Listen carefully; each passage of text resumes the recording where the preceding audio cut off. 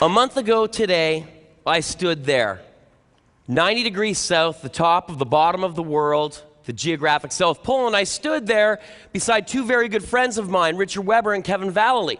Together, we had just broken the world speed record for a trek to the South Pole. It took us 33 days, 23 hours, and 55 minutes to get there. We shaved 5 days off the previous best time. And in the process, I became the first person in history to make the entire 650-mile journey from Hercules Inlet to South Pole solely on feet without skis. Now, many of you are probably saying, wait a sec, is this tough to do? Is this? Imagine, if you will, dragging a sled, as you just saw in that video clip, with 170 pounds of gear in it, everything you need to survive. On your Antarctic trek, it's going to be 40 below. Every single day, you'll be in a massive headwind, and at some point, you're going to have to cross these cracks in the ice, these crevasses. Some of them have a very precarious, thin footbridge underneath them that could give way at a moment's notice, taking your sled, into the abyss, never to be seen again. The punchline to your journey? Look at the horizon.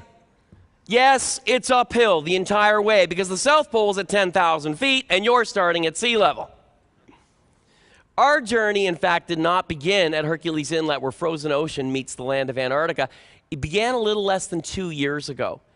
A couple of buddies of mine and I had finished a 111-day run across the entire Sahara Desert. And while we were there, we learned the seriousness of the water crisis in northern Africa. We also learned that many of the issues facing the people in northern Africa affected young people the most. I came home to my wife after 111 days of running in the sand, and I said, there's no doubt if this bozo can get across the desert, we are capable of doing anything we set our minds to. But if I'm going to continue doing these adventures, there has to be a reason for me to do them, beyond just getting there. Around that time, I met an extraordinary human being, Peter Thum, who inspired me with his actions. He's trying to find and solve water issues, the crisis around the world. His dedication inspired me to come up with this expedition, a run to the South Pole, where with an interactive website, I would be able to bring young people, students, and teachers from around the world on board the expedition with me as active members. So we would have a live website that every single day of the 33 days, we would be blogging, telling stories of, depleted ozone forcing us to cover our faces or we will burn. Crossing miles and miles of sastrugi, frozen ice snowdrifts that could be hip deep. I'm telling you, crossing these things with a 170-pound sled, that sled may as well have weighed 1,700 pounds because that's what it felt like.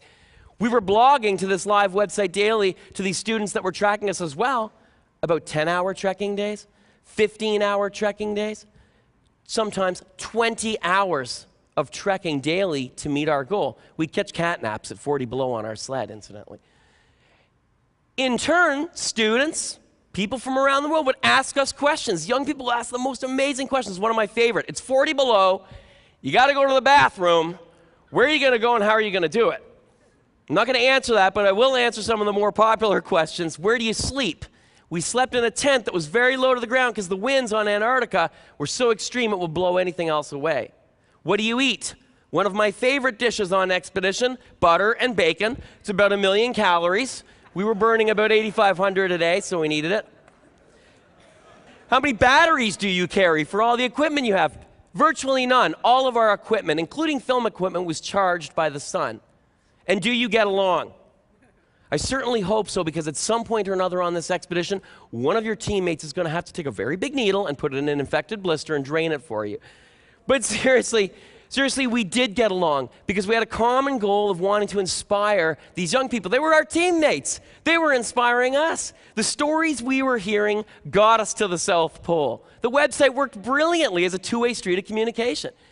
Young people in northern Canada, kids in an elementary school, dragging sleds across the schoolyard pretending they were Richard, Ray, and Kevin. Amazing. We arrived at the South Pole.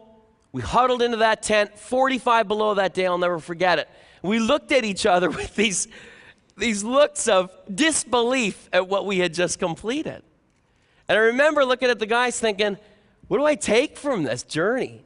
Seriously. That I'm this uber endurance guy? As I stand here today talking to you guys, I've been running for the grand sum of 5 years. And a year before that, I was a pack-a-day smoker, living a very sedentary lifestyle. What I take from this journey, from my journeys, is that in fact, within every fiber of my belief standing here, I know that we can make the impossible possible.